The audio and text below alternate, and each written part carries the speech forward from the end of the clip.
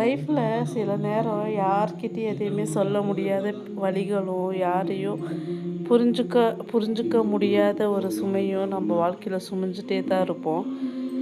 நம்மளோட கஷ்டங்களையும் தனியாக தான் நம்ம சுமக்க வேண்டி வரும். சில நேரத்தில் நமக்காக யாரும் இல்லைன்னுலாம் எனக்கு தோணியிருக்கு. அதனால் சில நேரங்களில் நான் நம்முடைய வலிமையை யார்கிட்டயும் என்னோடய வலியை சொல்ல மாட்டேன். ஏன்னா மனசுக்குள்ளேயே வச்சுட்டு முடியும், இது சரியாயிடும்னு சொல்லி அப்படியே மூவ் பண்ணிட்டு போயிட்டே இருப்பேன். வாழ்க்கைக்கு நம்ம எத்தனை முறை நம்மளை கீழே தள்ளுனாலும் மீண்டும் எழுந்து நிற்கலாம். தைரியத்தை நானே என் மனசில் போட்டுக்கிட்டு சரியாகும், இது நாளைக்கு சரியாயிரும், இன்றைக்கி சரியாயிரும்னு சொல்லி நினச்சிக்கோ. ஒவ்வொரு டைம் சொல்லுவேன், இன்றைக்கி இல்லை இந்த கஷ்டம் நாளைக்கு நிரந்தரம் இல்லை அப்படின்னு சொல்லுவேன். என்னோடய பொண்ணு கூட நான் அப்பப்போ மோட்டிவேஷன் சொல்லிகிட்டே இருப்பேன். நான் இல்லைனாலும் வேறவங்கள டிபெண்ட் பண்ணி வாழ்கிறத நீ பண்ணக்கூடாது அப்படின்னாலும் நான் சொல்லிகிட்டு இருப்பேன். ஏன்னா ஒரு பிரச்சனைக்கு தீர்வு வரும் நானே நம்பிக்குவேன், நானே என்னை மோட்டிவேஷன் பண்ணிக்குவேன். எவ்வளவோ இந்த லைஃப்பில் நான் கஷ்டப்பட்டுருக்கேன். சின்னதுலேருந்து நான் படித்ததெல்லாம் ஊட்டியில் இருந்தாலும் அப்புறமா நான் படிக்கும் போது என்னோடய ஃப்ரெண்ட்ஸும் கூட ரொம்ப சந்தோஷமாக இருந்திருக்கேன். எனக்கு வளரும்போது நான் எங்களுக்கு இந்த பணம் அந்த பிரச்சனைலாம் இல்லை. ஏன்னா எல்லாத்தையும் எங்கள் அம்மா அப்போ பார்த்துக்குவாங்க. பட் இப்போ நம்ம ஸ்டேஜுக்கு ஒரு கல்யாணம் ஆகி நமக்குன்னு ஒரு குழந்த வரும்போது தான் அதோட பிரச்சனைகள் பார்க்கும்போது தான் எப்படி நம்ம இந்த பிரச்சனைகளெல்லாம் தாங்கி வருவோம்னு யோசிக்க வேண்டிய நிலமை வருது.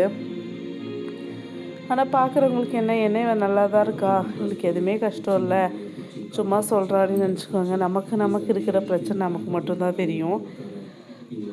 ஒவ்வொரு டைம் நம்ம கூட நல்லா இருந்து நம்மளை விட்டே தூரம் போனாலும் அதை பற்றி ஃபீல் பண்ணி ஒவ்வொருத்தர் சில பேர் நம்மளை புரிஞ்சுக்கொள்ளாமே போகலாம்.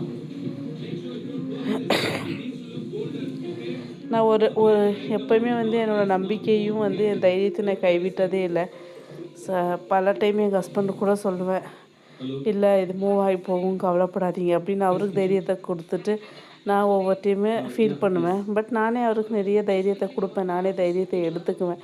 இதெல்லாம் எங்கள் அம்மா மூலமாக நான் கற்றுக்கிட்டது. இந்த லைஃப்பில் எப்படி இப்போ ஒரு யூடியூப் சேனல் ஆரம்பிச்சிருக்கேன்.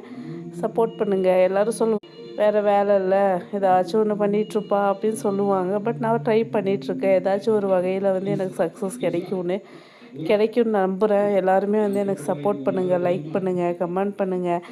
என்னோடய வீடியோஸில் இருக்க மிஸ்டேக்கும் நீங்கள் சொல்லுங்கள். தேங்க்யூ ஸோ மச் எல்லாத்துக்குமே, என்னை ஃபாலோ பண்ணுற எல்லாத்துக்குமே.